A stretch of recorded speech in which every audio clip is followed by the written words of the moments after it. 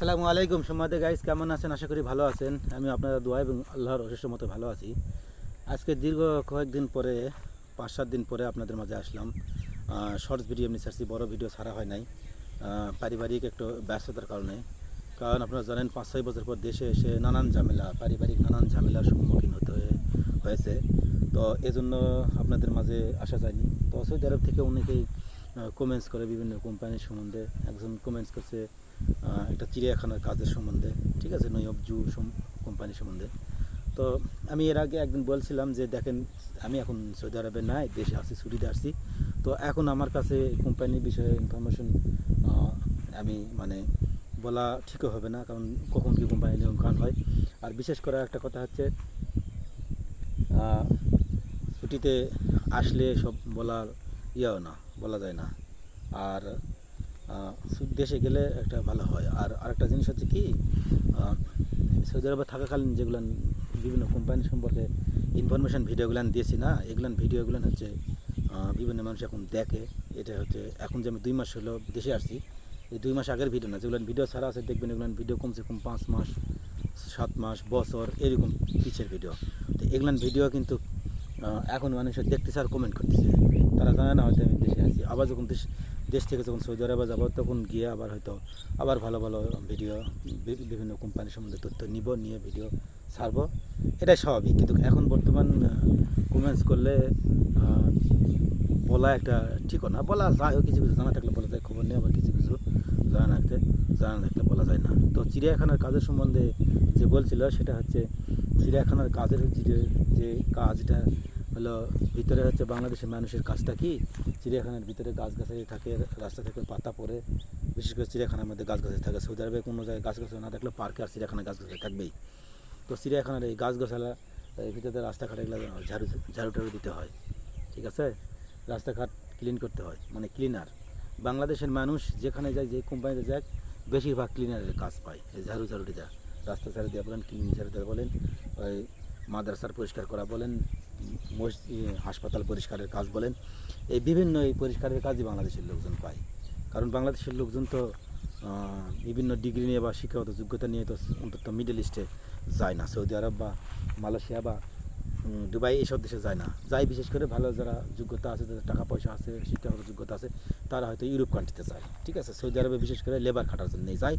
আর labour খাটার জন্য গিয়ে এই কাজগুলাই বেশিরভাগ পায় বাংলাদেশের লোকজন কিন্তু এই ভালো পদে পায় না। কোম্পানিতে পেলে হয়তো দেখা গেছে কিছু কিছু আছে, হয়তো কারেন্টের কাজে, হ্যাঁ, এইসব বিভিন্ন স্টিল ফিক্সার, প্লাম্বার, এসব কাজের ভিসা পায়, হ্যাঁ। কিন্তু বেশিরভাগ এইসব যে ইউরোপ কান্ট্রিতে যেরকম বাংলাদেশের মানুষ ইনকাম করে 5 লাখ 7 লাখ টাকা বছর ইনকাম করে, মাসে ইনকাম করে 2 লাখ 3 লাখ 5 লাখ, এরকম লোক আছে 10 লাখ ইনকাম করে।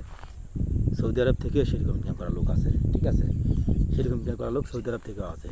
সেটা কি, ইন্ডিয়ান লোক দেখেন, অফিসিয়াল ইঞ্জিনিয়ার, ভালো ভালো পোস্টে, সুপারভাইজার, ফোরম্যান, হ্যাঁ, এইসব যা আছে, ম্যানেজার, সব কিছু দেখবেন ইন্ডিয়া, কেরালা, ম্যাসরি, ঠিক আছে, এরা বেশিরভাগ হয়।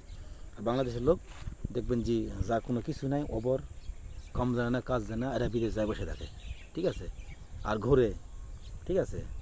ফ্রি ভিসা তো যারা দেখেন টাকা ইনকাম করছে 7 লাখ 10 লাখ টাকাও মাসে ইনকাম করে, কারা ফ্রি ভিসা কারা ইনকাম করে? যারা আপনার কোনো কাজ জানার পরে গিয়ে অনেক দিন কাজ 8-10 বছর করার পরে সে নিজে একটা ছোটোখাটো কন্ট্রাক্টর হয়, তারপরে কাজ ধরে 2-4-5 জন লোক খাটানোর পরে কাজ করে আস্তে আস্তে এই বাংলাদেশের মানুষও বা ইন্ডিয়ান মানুষ বা পাকিস্তানি মানুষ, এরাও আপনার ভালো পয়সা ইনকাম করে। তবে আমরা যেরকম রাস্তা পরিষ্কার করা কাজে যাই, রোড ক্লিনার করা, বিভিন্ন ক্লিন, ঠিক আছে, অফিস ক্লিন, এই চিড়িয়াখানা ক্লিন, হাসপাতাল ক্লিন, মাদ্রাসা ক্লিন, এইসব কাজে আমরা যে বাংলাদেশের লোক যাই, আমি আজও পর্যন্ত কোনো ইন্ডিয়ান বা কলকাতার লোক, কোনো বাঙালি পাওয়া যায়, ইন্ডিয়ান অন্যান্য প্রদেশের লোক পাওয়া যায় না। এবং পাকিস্তানের লোক আমি আজও পর্যন্ত কোনো রাস্তা ঝাড়ুদের কাছে পাই নাই। পাকিস্তানের লোক দেখবেন বিশেষ করে কোনলা কাজ করে, পাকিস্তানের লোক কাজ করে ট্যাক্সি চালায়, পাকিস্তানের লোক অফিসিয়াল যে কোনো কোম্পানির নিম্ন পদে হলেও করে, না হলে ফ্রি ভিসা কামলা কাটবে, প্লাস্টারের কাজ করবে, প্রোফাইলের কাজ করবে, রাস্তার কাজ করবে, বিল্ডিং নির্মাণ করবে, ছাদ ঢালাই দিবে, রঙের কাজ করবে, বিভিন্ন কনস্ট্রাকশনের কাজ করবে। পাকিস্তানের 100 ভাগ লোকের মধ্যে 90% বা 80% মানুষই ফ্রি ভিসায় কাজ করে। আর বাকি 20% যারা, তারা বিভিন্ন কোম্পানির যারা ভালো হোক মন্দ হোক একটা কোম্পানি একটা পোস্ট থাকে যাতে গায়ে ময়লা না লাগে। কিন্তু আমাদের মতো যে ঝাড়ু দেওয়া, রাস্তা ঝাড়ু দেওয়া, ক্লিনারের কাজ, মানে সর্বনিম্ন যে কাজ, এই কাজ পাকিস্তানের লোক দেখি নাই, ইন্ডিয়ান লোকও দেখি নাই, শুধু ইন্ডিয়ান বাঙালি দেখছি। ঠিক আছে, ইন্ডিয়ান শুধু বাঙালি দেখা যায় কলকাতা, তবুও সেটা শতকরা 2-1 জন, আর প্রত্যেকটা রোড ক্লিনারের কাজ করে বাংলাদেশের লোক। এর কারণ হচ্ছে যোগ্যতা ছাড়া, কাম জানা ছাড়া বিদেশ গিয়ে আমরা পরে পস্তাই। তো এই জন্য একটা জিনিস সবসময় বলি, সেটা হচ্ছে কাজ না জানে বিদেশ যাবেন না। আর সেকেন্ড কথা হচ্ছে কাজ জেনেও যদি আপনার ফ্রি ভিসায় যান তাহলে অবশ্যই ইকামার প্রস্তাব দিবেন 1 বছরের। আর 3.5 বা 4 লাখ টাকা দিয়ে কেউ যদি বলে, 3.5 লাখ বা 4 লাখ টাকা দিয়ে কেউ যদি বলে যে 1 বছরের ইকামা দিবে, 1 বছরের ইকামা দিবে 3.5 লাখ বা 4 লাখ টাকা দিয়ে নিয়ে যাবে, তাহলে এটা মিথ্যা। এর প্রলোভন করবেন না, এই ইকামা দিতে পারবেন না। এই ইকামা দিতে পারবেন আপনাকে 3 মাসের দিবে। আপনাকে যদি বছরের ইকামা কেউ দেয় তাহলে অবশ্যই আপনার 5.5 লাখ টাকা লাগবে কমসে কম।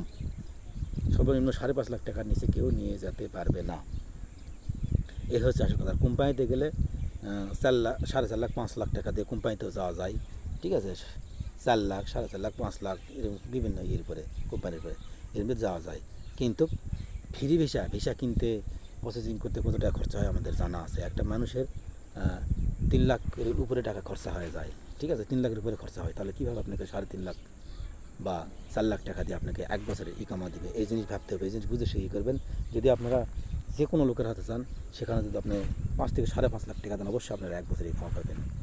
এরপর যাওয়ার পরে আপনার বছর আরও বেশি খরচা হবে। ইকামা সর্বনিম্ন প্রথম বছরে আপনার সর্বনিম্ন 2,000, মানে 2 লাখ টাকা লাগবে বাংলাদেশের, 6,000 রিয়াল সর্বনিম্ন লাগবে প্রথম বছর। এরপর ফ্রি ভিসার MLID একামাতে দেয়া গেছে 10,000, 12,000, 14,000 পর্যন্ত আস্তে আস্তে বেড়ে, ফায়দা সহ এরকম বেড়ে ইকামার লাগে।